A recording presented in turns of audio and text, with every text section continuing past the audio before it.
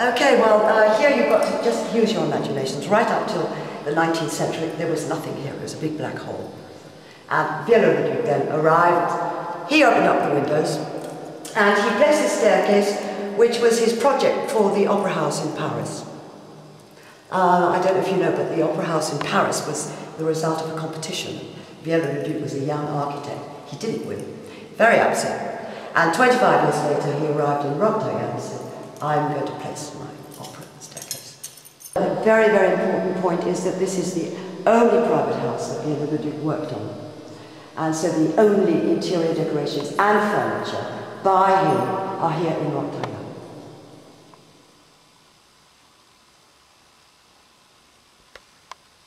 So Viollet-le-Duc opened up these windows, and at the same time he created a whole new dynamism in architecture with this use of metal and glass.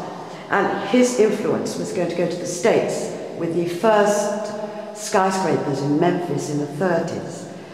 And from Pugin and Burgess in England, Frank Lloyd Wright and Corbusier, they all owe an enormous debt to the work of Viollet-le-Duc. Well, this fountain was put in by Viollet-le-Duc next to his dining room, totally symbolic to remind us that in the Middle Ages people ate with their hands. But what's very important for the history of art is this fresco. Because Viollet-le-Duc thought he was reinventing the Middle Ages, but of course he was not, with these arabesques, these dynamic lines, stylization, choice of colour, vegetation. His influence would go straight to England with William Morris and the pre-Raphaelite movement. It would go to America with arts and crafts, and it will come back to France in the 1900s with the name of Art Nouveau, Jugendstil.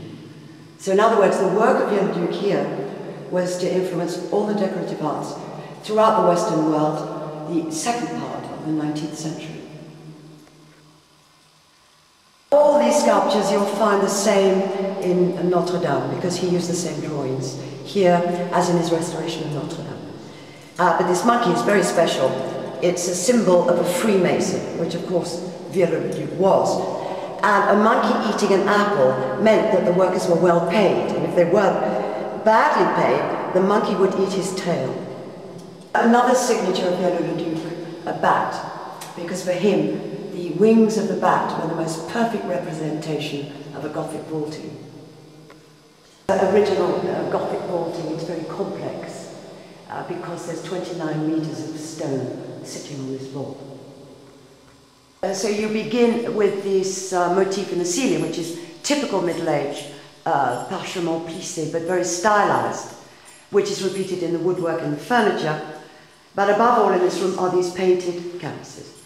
And this is where you see the big breakthrough Viollet-le-Duc made with the rigid classicism that existed up till then. Every line is moving.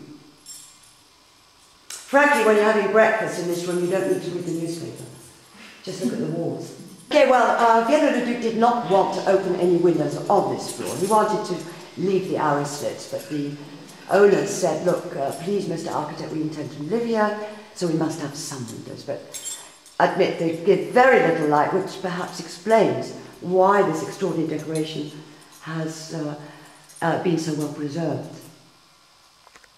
The noble savage, which was an interpretation of the how old the family was, how long it has been going, and they all went back to the noble savage. So this is another direct reference to the Gothic.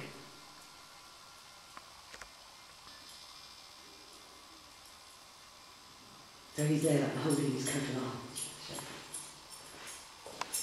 Here, well, this typical medieval motif of parchement plissé, very stylized, which is repeated in the woodwork and the furniture.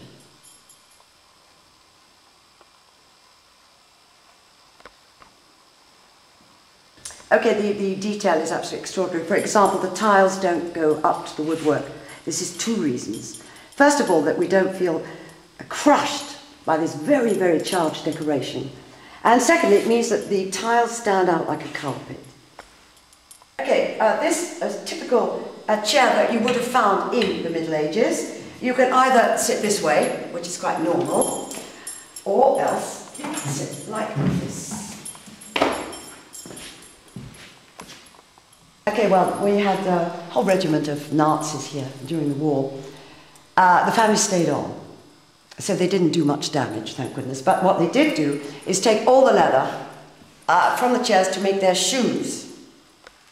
Well, I'm on shoes. So my poor Tante Isa, when she opened it, she covered all the chairs in a horrible brown sky. And we found 2 original chairs with the motif. And we're gradually restoring, one by one. So that was a good thing. So, again, you see these colours, the same colours we find in the chapel, because all his colours are based on natural plants and pigments and whites of egg. And this is why you've got this most extraordinary intensity in this colour and why it's survived for so long. But and look at the way everything is moving. There's a little bird up there with got a worm in its beak.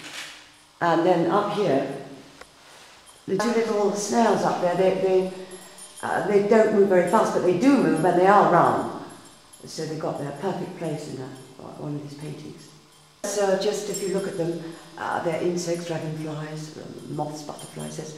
Anything that moves or flies, you'll find them in these paintings. This is a very important piece, is this painted cupboard, this hanging cupboard, which was going to be the reintroduction of painted furniture, which had completely gone out, was to go back to America and influence the arts and crafts movement. Reinvention, painted furniture. 4-poster beds, which might appear small, in fact it's an optical illusion to remind us that in the Middle Ages people had slept sitting up. Do you know why? No. Nobody? No. 2 reasons. The main reason was they were superstitious, and if they took the position of a corpse they wouldn't wake up. Second reason, if you sleep sitting up it's quicker to escape if someone attacks you.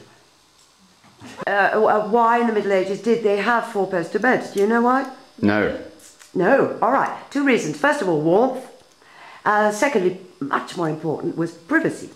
In the Middle Ages you did everything together, and the only place you could be private was get into your bed and shut the curtains.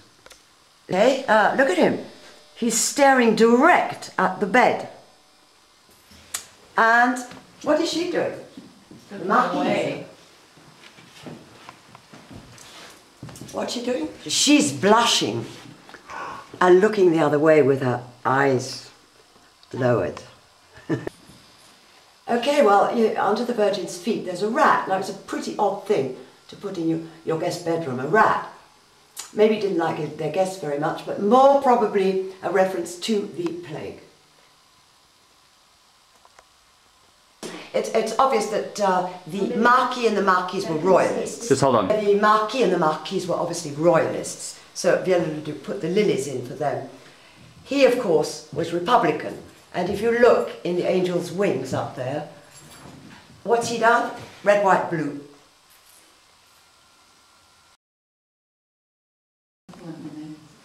A pianoforte. It was created in 1828 by Mr. Papp, who eventually ended up in America. He invented a system of unrolling ivory like sheets of paper, and he made 2 in ivory. This one for the Duchess of Berry, and a second one for Queen Victoria, which is today in the Smithsonian in Washington. Should these chairs be a little more light? There were none of these left, they'd all been stolen. Well, there was one, and we managed to get it and did a cast of it, and we have now got all our dragon's heads back, thank goodness.